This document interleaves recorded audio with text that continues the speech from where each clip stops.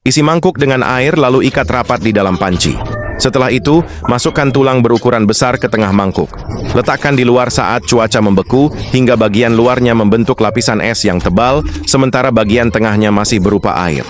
Setelah benar-benar membeku, lepaskan mangkuk lalu buat lubang kecil pada lapisan es yang tipis di bagian bawah.